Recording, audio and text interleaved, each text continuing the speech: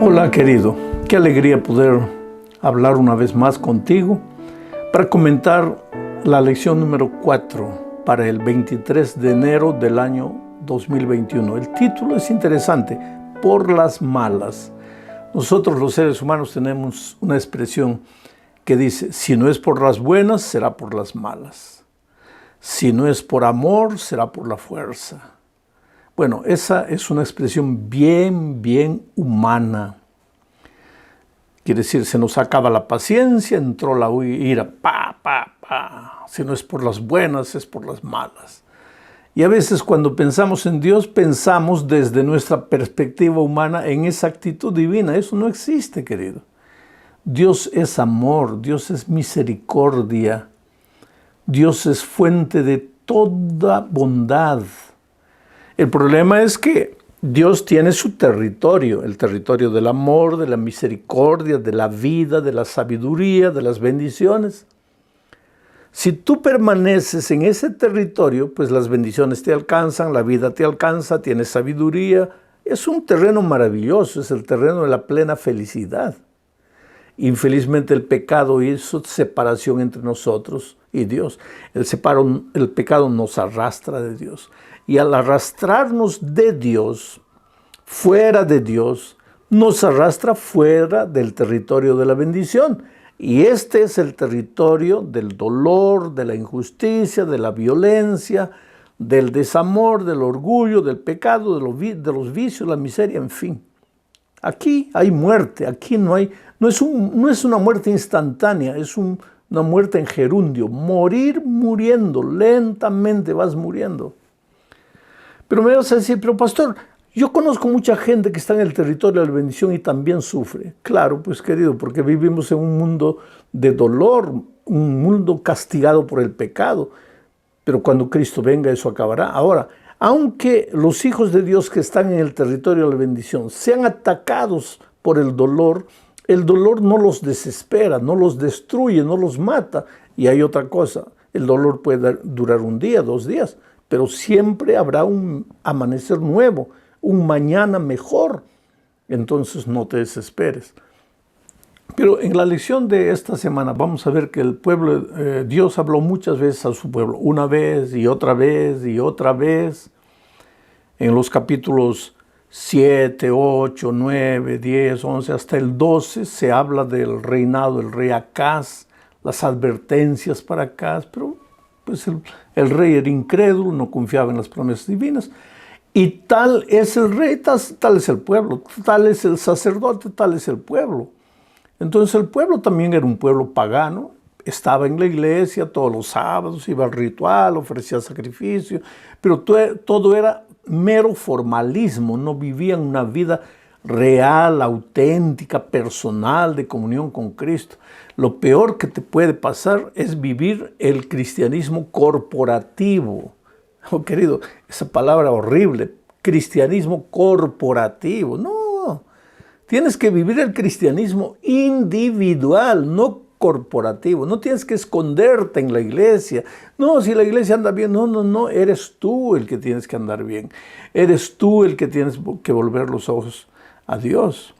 Entonces, la semana pasada quedamos en el anuncio de Dios de que nacería un hijo de la Virgen. Vamos a leer de nuevo los versículos 14, 15, 16 del capítulo 7 de Isaías. Esta semana veremos todo el capítulo 7 y también entraremos al capítulo 8. El texto dice así: por tanto, el Señor mismo os dará señal. ¿Por qué? Porque pues Acaz no había querido pedir la señal a Dios. Entonces Isaías le dice, por tanto, el Señor mismo os dará la señal. ¿Señal de qué? Señal de que lo que evidenciaría para ellos que los enemigos, Siria y Israel, que se habían unido y que venían contra el pueblo de Judá, no los iban a tocar, no los iban a destruir. ¿Y cuál era la señal? Por lo tanto, él mismo os dará señal. He aquí que la Virgen concebirá y dará a luz un hijo y llamará su nombre Emmanuel. Ahora, querido, hay mucha discusión en torno a este texto, porque nunca se supo en el Antiguo Testamento que una virgen hubiera dado a luz un hijo.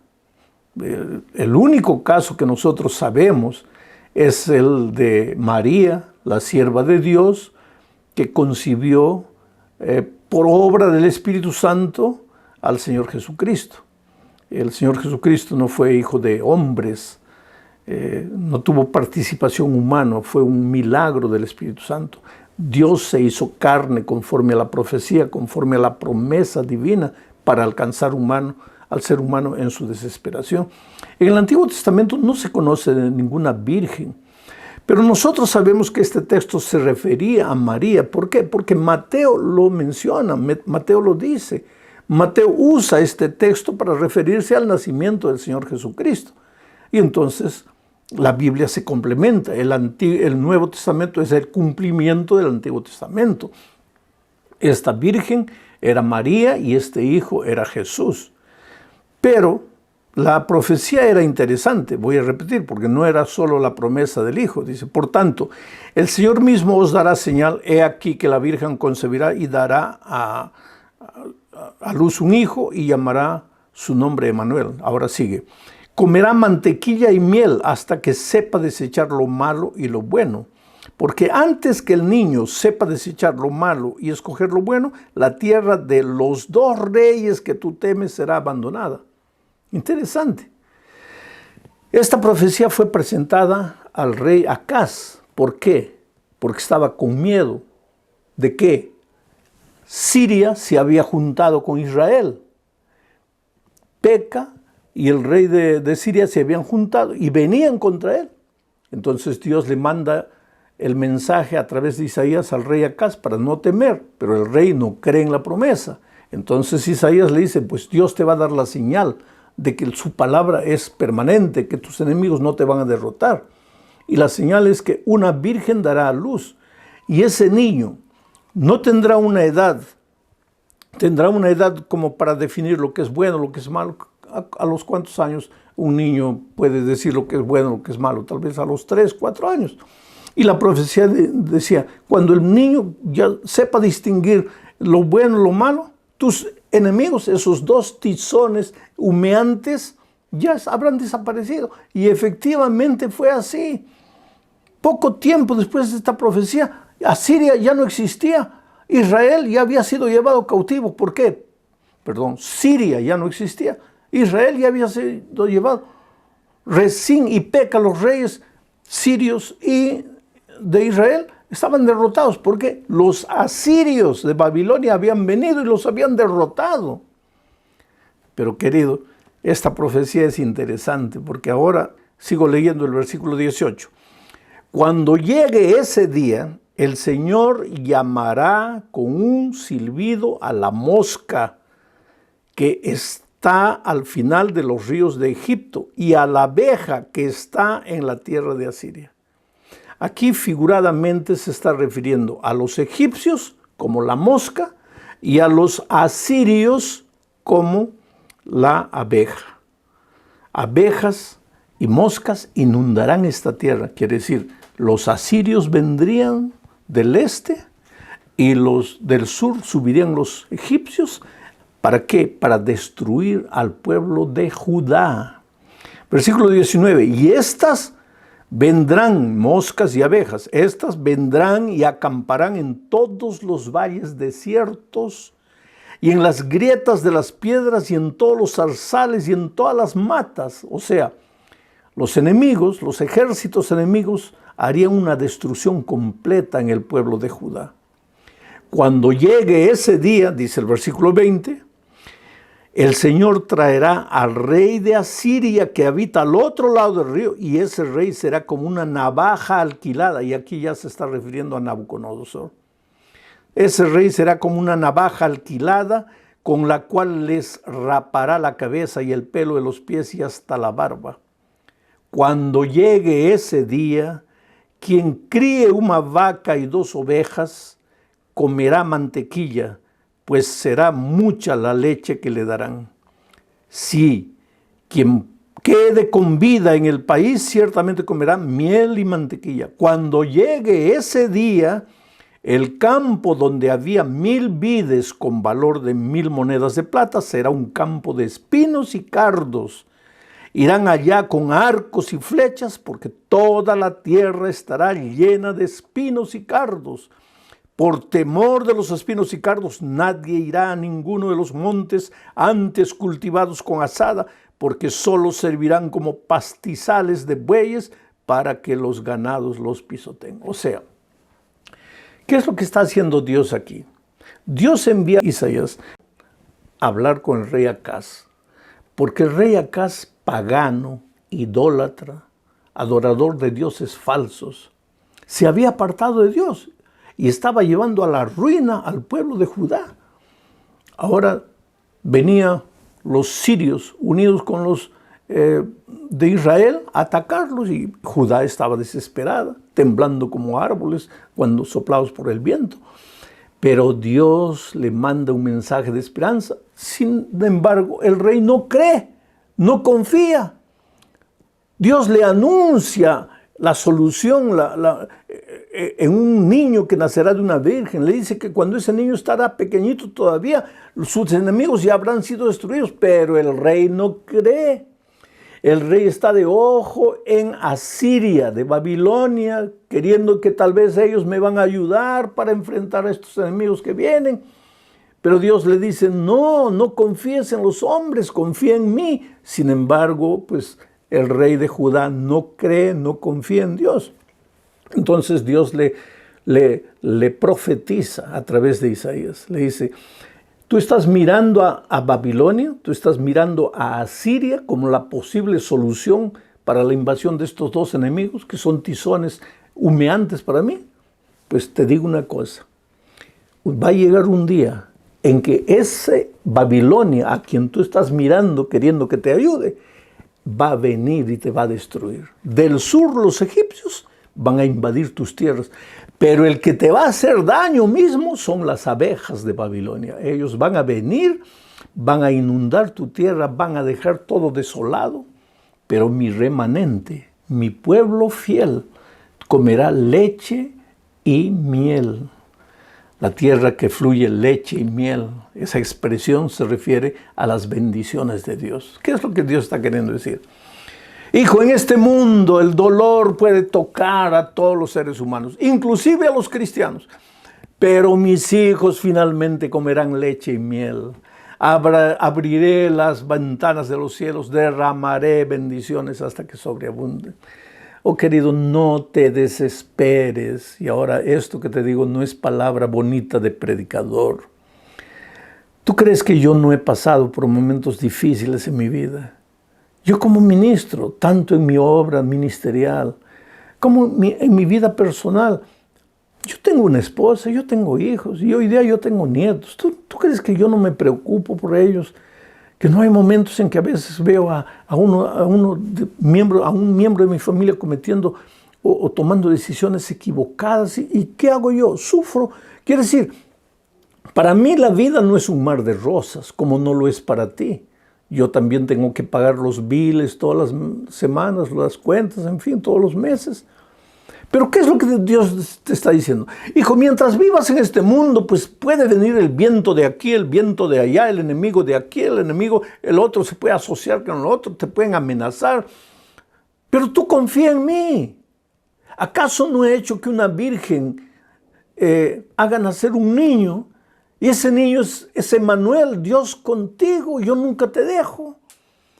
Hay solución para tu vida. No estás arruinado, no estás desesperado. Eso es lo que te digo, querido. Confía en lo que te estoy diciendo, porque lo que te estoy diciendo no es palabra humana, es palabra divina. Estoy leyendo el texto. Todo el mundo estará desolado, pero tú no, porque tú eres mi remanente, tú eres mi hijo fiel. Y justamente de eso sigue hablando la lección. Porque entonces entramos ahora al capítulo 8. Dios le da otra orden a Isaías. Leo los versículos 1 al 4. Dice así: el Señor me dijo, escribe Isaías, toma una tabla grande y con un punzón escribe en ella acerca de Maher Salal Hasbaz. Qué nombre interesante, Maher Salal Hasbaz. ¿Y quién es este Maher Salal Hasbaz? Otro hijo de Isaías. Dice así: como testigos confiables, escribe Isaías, reuní conmigo al sacerdote Urías y a Zacarías, hijo de Jeberequías. Luego me allegué a la profetisa, la cual concibió y dio a luz un hijo. Esto es interesante, querido. Él recibió de Dios la orden, Isaías recibió la orden de tener un hijo con la profetisa. No sabemos cuál es el nombre de ella, pero está escrito aquí, la profetisa. Pero él no simplemente fue y convivió con la profetisa. Y aquí hay una lección valiosa. Él llamó a los testigos, hizo un matrimonio correcto. Porque aunque la cultura de nuestros días dice que puedes vivir con una mujer un año, después otro año con la otra, con la otra, con la otra. No, querido, la cultura puede cambiar estilo de comida, estilo de ropa, estilo de cabello, estilo de zapato, hasta estilo de música, puede cambiar lo que cree, pero la cultura no puede cambiar principios. Y lo que es principio, y los 10 eternos principios de Dios están en su sagrada ley. Entonces, él se casó como todo hijo de Dios obediente a Dios debe casarse, y tuvo un hijo, y a ese hijo es que le puso por nombre, porque el versículo 3 dice, luego me allegué a la profetisa, la cual concibió y dio a luz un hijo. Entonces el Señor me dijo, ponle por nombre Maher Salal Hasbaz. Ya Isaías había escrito en cartaces grandes por todos los lugares, está difícil el nombre, Maher Salal Hasbaz. Yo no sé, cuando los muchachos estaban jugando ahí de chiquitos, ¿cómo le llamarían a Maher Salal Hasbaz? Oh, Maher Salal Hasbaz. Yo creo que tendría un nombre familiar que todos le llamarían, una especie de apodo, de short name, lo que sea. Pero ese Maher Salal Hasbaz tenía un propósito, porque era un mensaje. ¿Y qué mensaje era ese?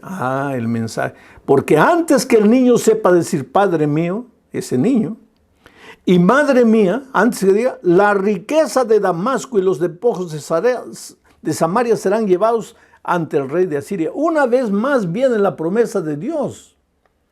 Ese tu hijo, que quiere decir, viene el enemigo para devastar todo. Ese es el nombre de Maher Salal Hasbaz. Viene el enemigo para acabar con todo. Antes que ese niño empiece a hablar, tus enemigos ya habrán sido derrotados. Cree en eso. Pero pues el rey era contumaz y no creía. Se llamaba Acaz, pero era contumaz, terco, hundido en la cultura de sus días, idólatra. Se acordaba de Dios en los momentos difíciles, pero no era capaz de creer. Y Dios le coloca ahora, a través de la vida del hijo de Isaías, ese nombre, Maher Salal Hasbaz, que diciendo, arrepiéntete, porque si no te arrepientes, el enemigo viene y te va a despojar, se va a llevar todo. Pero él no hace caso a nada. Leo más, Isaías capítulo 8, versículos 5 al 7, dice, el Señor me habló una vez más y me dijo, este pueblo, dirigido por Acaz, rechazó las aguas de Siloé, que quiere decir paz. Rechazó las aguas de Siloé, porque Dios estaba ofreciendo paz. Dios le estaba ofreciendo protección. Cree en mí, yo acabo con tus enemigos. Pero dice así, este pueblo rechazó las aguas de Siloé, que corren tranquilas, y se sintió feliz con Rezín y con el hijo de Remalías. Por lo tanto, el Señor hará que los inunden por completo las impetuosas y abundantes aguas del río. Es decir, hará que el rey de Asiria los inunde con todo su poder, y ese rey cubrirá todos sus ríos y rebasará todas sus riberas. Dios te llama con amor, querido. Ahora no digas Dios te llama por las malas, porque Dios no llama a nadie por las malas. Dios te llama con amor, te ofrece Siloé, la paz. Pero si tú no quieres, y voluntariamente, y tercamente, y rebeldemente te vas a la tierra del dolor, abandonas el territorio del amor, pues solito vas a sufrir las consecuencias. Y cuando estés llorando, cuando tus enemigos te hayan derrotado, cuando estés en la miseria, los que no entienden el evangelio te van a decir, estás siendo castigado por tus pecados. Dios no te está castigando por tus pecados. Tú solito estás sufriendo las consecuencias de vivir fuera del territorio de la bendición. Coloca eso en tu cabeza y en tu corazón, mi amigo. Dios te ama, Dios quiere lo mejor para ti. Pero si te habla con amor y te ofrece la paz, el Siloé en la persona de Jesucristo, y tú no quieres, pues vendrán las aguas del río, del pecado, del dolor, de la miseria, para hacerte sufrir. No porque Dios te castiga, sino porque tú escogiste ese camino. Por eso no tenemos nada que temer si confiamos en Dios. Leo ahora el capítulo 8, versículos 13 al 15. Dice, santifiquen al Señor de los ejércitos y solo a Él. Hagan solo un santo de Dios, solo Él. Que Él sea para ustedes la única razón de su temor. Hagan de Él su santuario, su templo de Dios. No hagan solo del templo de ladrillo y cemento, su templo, su santuario, que sea el propio Dios. Vayan al templo, sí, pero para encontrarse con Dios. No vayan al templo para encontrarse con los amigos, para disfrutar de una programación bonita. Vayan al templo para encontrarse con Dios. Que hagan de Él su santuario. Pero para las dos casas de Israel será una piedra de tropiezo que los hará caer, y para los habitantes de Jerusalén les será una trampa, una red. ¿Qué les será una trampa? El santuario, porque se engañarán, pero creerán que porque cumplen el ritual, porque van al templo y están bien. Se olvidaron de hacer de Dios su santuario. Quiere decir que puede ser una trampa pensar que porque vamos a la iglesia y cantamos y nos emocionamos, ya estamos bien. Cuando en realidad debemos ir al templo, al santuario, para encontrarnos con nuestro verdadero santuario, que es el Señor Jesucristo. Por eso en la tierra nueva no habrá santuario. ¿Por qué? Porque el Señor Jesucristo estará con nosotros. Él es nuestro santuario. ¿Y cómo será nuestro santuario en la tierra nueva si no aprendimos a hacer de Él nuestro santuario en esta tierra? Sigue diciendo la profecía, muchos de ellos tropezarán y caerán y serán destrozados y se enredarán y quedarán apresados. ¿Quiénes? Los que no hicieron del Señor Jesucristo su santuario. Entonces este es un llamado, querido, a salir de la religiosidad formal, artificial, mecánica, para vivir una experiencia de vida con Dios. ¿Cómo podría hacerles entender esto, querido? El disfrutar de las bendiciones, disfrutar de paz, el vivir la vida plena en esta tierra, es simple desde el momento que hayas entendido que tienes que vivir en el territorio de la bendición con el Señor del santuario, pero separado de Dios y viniendo una vez por semana a la iglesia y pensando que con eso ya está bien. Así no. Es por eso que a veces las cosas te van mal y no entiendes y te preguntas, ¿por qué me van mal? Porque tu cristianismo es artificial, es mecánico, es de forma. No estás viviendo la real vida cristiana. Termino el comentario de hoy hablando de la terrible desgracia del pueblo de Judá, porque en lugar de volverse a Dios y de escuchar todos estos consejos, se volvió a los espiritistas, a consultar con los muertos acerca de los vivos. Entonces viene el texto, leo Isaías 8, 19 al 22. Y si os dijeren, preguntad a los encantadores y a los adivinos que susurran hablando, responded, ¿no consultará el pueblo a su Dios? ¿Consultará a los muertos por los vivos? A la ley y al testimonio, si no dijeren conforme a esto, es porque no les ha amanecido. y pasarán por la tierra fatigados y hambrientos.